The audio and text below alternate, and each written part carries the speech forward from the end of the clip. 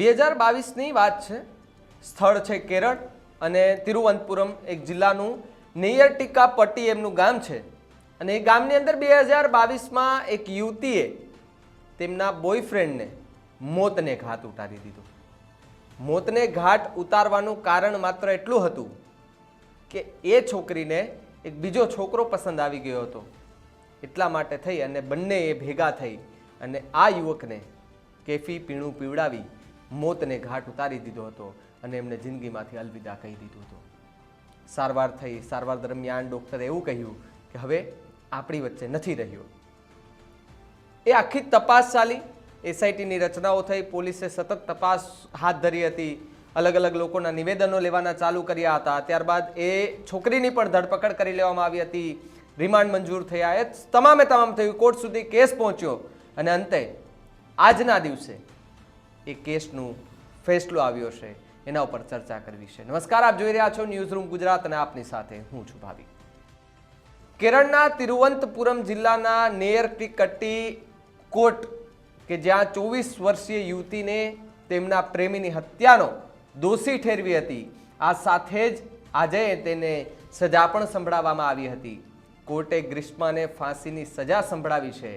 ગ્રીષ્માએ 2022માં તેના પ્રેમી શેરોન રાજની હત્યા કરી હતી અને કોર્ટે ગ્રીષ્માની માતા સિંધુને આ કેસમાં નિર્દોષ જાહેર કરી હતી, પરંતુ તેના કાકા નિર્મલ કુમારન અને ગુનામાં મદદ કરવા બદલ દોષિત ઠહેરાવ્યા હતા। કન્યાકુમારીની રહેવાસી ગ્રીષ્મા અને તિરુવનંતપુરમના પરસલાની રહેવાસી શેરોન 2021થી મિત્ર હતો। ગ્રીષ્મા ત્યારે અંગ્રેજીમાં અનુસ્તકતી વિદ્યાર્થીની હતી અને શેરોન તેની અંડર ગ્રેજ્યુએટ ડિગ્રીના અંતિમ વર્ષમાં હતી। બંને પ્રેમ સંબંધમાં હતા, પરંતુ માર્ચ 2022માં ગ્રીષ્માના પરિવારે તેમના લગ્ન એક આર્મી ઓફિસર સાથે નક્કી કર્યા હતા। તેણી આ સંબંધ માટે સંમત થઈ ગઈ હતી અને મૃતકના પરિવારના સભ્યોનો આરોપ છે કે જેમ જેમ તેના લગ્નની તારીખ નજીક આવી રહી હતી તેમ તેમ ગ્રીષ્માએ શેરોનને મારી નાખવાની યોજના બનાવી હતી। લગ્ન નક્કી થયા પછી પણ તેનો આ સંબંધ છે એ ચાલુ રહ્યો હતો અને તેને પેઇન કિલર્સની શરીર પર થતી અસરો વિશે ઓનલાઈન વ્યાપક સંશોધન કર્યું અને શેરોનને ઘણી વખત ઝેર આપવાનો પ્રયત્ન પણ કર્યો હોવાના આરોપ લાગ્યા હતા। એકવાર તેણે પાણીમાં ઘણી ગોળીઓ ભેળવી અને તેને પીવા માટે રાખી હતી।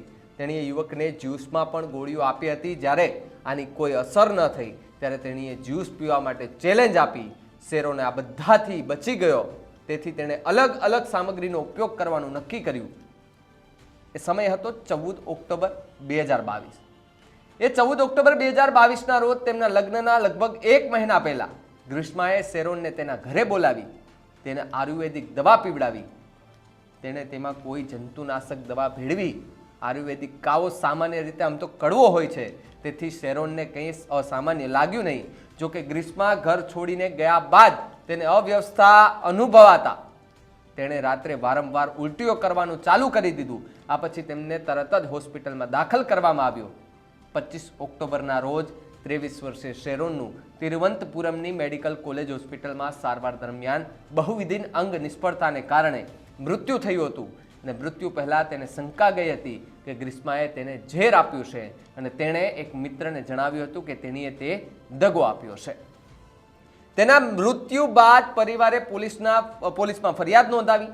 ગ્રીષ્માની 31 ઓક્ટોબરે ધરપકડ કરવામાં આવી અને લગભગ 1 વર્ષ પછી સપ્ટેમ્બર 2023માં તેને જામીન મળ્યા હતા। તેની માતા અને કાકીને પણ ગુનામાં મદદ કરવા અંગે પુરાવાનો નાશ કરવાના શંકાના આધારે ધરપકડ કરવામાં આવી હતી। આ કેસમાં કલમ 364 હત્યા કરવા માટે અને અપહરણ, 328 ઝેર દ્વારા ઈજા પહોંચાડવી, 302 હત્યા, 201 પુરાવા ગાયબ કરવા અને ગુનેગારોને બચાવવા માટે ખોટા પુરાવા આપવા, 203 ગુનેગારોને બચાવવા માટે અપહરણ કરવું અને કલમ 34 સામાન્ય ઈરાદાથી કરવામાં આવેલ ગુનાહિત કૃત્ય હેઠળ ગુનો નોંધવામાં આવ્યો હતો અને તપાસ હાથ ધરવામાં આવી હતી। આ બાદ પોલીસે જણાવ્યું કે પૂછપરછ દરમિયાન ગ્રીષ્માએ જણાવ્યું કે તે શેરોન સાથેના સંબંધો તોડવા માંગતી હતી અને શેરોને બંનેના અંગત પળોના ફોટોઝ અને વિડીયોઝ ફોનમાંથી કાઢી નાખવા કહ્યું હતું। તેણે દાવો કર્યો છે કે તેને ડર હતો કે શેરોન તેના ભાવિ પતિ સાથે વિડીયો અને ફોટોગ્રાફ શેર કરશે અને તેથી તેણે તેની હત્યા કરવાની આખી યોજના બનાવી હતી। ગ્રીષ્માને ભારતીય દંડ સંહિતા આઈપીસી કલમ 302 હત્યા હેઠળ અને તેના માતાને આઈપીસીની કલમ 201 હેઠળ દોષિત ઠહેરાવવામાં આવ્યા છે. મૃતકની ઓળખ શેરોન રાજ તરીકે થઈ હતી. ફરિયાદ પક્ષ અનુસાર પીડિતાને તેની ગર્લફ્રેન્ડ ગ્રીષ્માએ 14 ઓક્ટોબર 2022ના રોજ તમિલનાડુના કન્યાકુમારીમાં રામવર ચિરાઈ ખાતે તેના ઘરે હર્બલ આયુર્વેદિક ટોનિકથી ઝેર આપ્યું હતું. ઝેર પીધાના 11 દિવસ પછી 25 ઓક્ટોબરના રોજ 23 વર્ષીય રાજનું હોસ્પિટલમાં સારવાર દરમિયાન મૃત્યુ થયું હતું. ગ્રીષ્માના લગ્ન એક આર્મી જવાન સાથે નક્કી કર્યા હતા. પછી તેણે હત્યાનું કાવતરું ઘડ્યું, પરંતુ રાજે તેની સાથે સંબંધ તોડવાનો ઇનકાર કર્યો. આરોપી અગાઉ પણ રસમાં પેરાટામોલિન ટેબ્લેટમાં એક ઝેર ભેળવીને રાજને મારી નાખવાનો પ્રયત્ન કર્યો હતો, પરંતુ રાજે રસના કડવા સ્વાદને કારણે પીવાનો ઇનકાર કરી દીધો હતો. ગુનાને સાબિત કરવા માટે ફરિયાદ પક્ષે ડિજિટલ વૈજ્ઞાનિક પુરાવા રજૂ પણ કર્યા હોવાનો દાવો કરવામાં આવી રહ્યો છે. એટલે કે અત્યારે એવો જમાનો થઈ ગયો છે કે ભાઈ કંઈક સારું તમારી પાસે છે તો એથી વધારે તમારે સારું જોઈએ છે, પરંતુ એ સારું પામવાના ચક્કરમાં તમારી પાસે જે છે એને પણ તમે ગુમાવી રહ્યા છો. અને આ જ કેસમાં એવું થયું છે, પરંતુ ન્યાયની દેવી આંધળી નથી. હવે તેમની આંખેથી પટ્ટા પણ ઉતરી ગયા છે અને અહીંયા સરખો ન્યાય થયો છે. જેમણે ગુનાહિત કૃત્ય કર્યું છે એ યુવકને ઝેરી દવા આપીને મૃતઘાટ ઉતાર્યો છે. એ જ યુવતીને આજે કેરળની કોર્ટે ફાંસીની સજા ફટકારી છે. અલગ અલગ કલમો સાથે એમને સજા ફટકારી છે. આજે આપણે વિચારીએ ને કે આવી રીતે ઘટનાઓ બને છે, માર થાય, મારકૂટ વગેરે વગેરે, મર્ડર કરી નાખે છે ગમે એમ, પરંતુ એની સામે કાર્યવાહી પણ થઈ રહી છે. અને એ કોર્ટ પર પણ લોકોને હવે ભરોસો છે, કારણ કે અહીંયા જે આ થયું છે એ પછી કોર્ટ પર પણ લોકોને હવે વિશ્વાસ બેસ્યો છે કે ન્યાય બધા માટે સરખો હોય છે અને બધા જે કૃત્ય કરે છે એને સજા તો મળવી જ જોઈએ અને મળે પણ છે.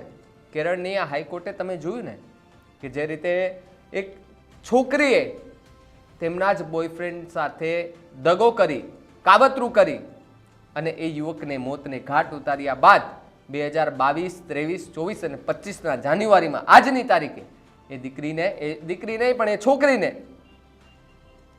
ફાંસીની સજા ફટકારવામાં આવી છે. આ મુદ્દે તમારું શું માનવું છે અમને કમેન્ટ કરીને ખાસ જણાવજો. તો આવા જ વધુ સમાચાર માટે આપ જોતા રહો ન્યૂઝરૂમ ગુજરાત. નમસ્કાર.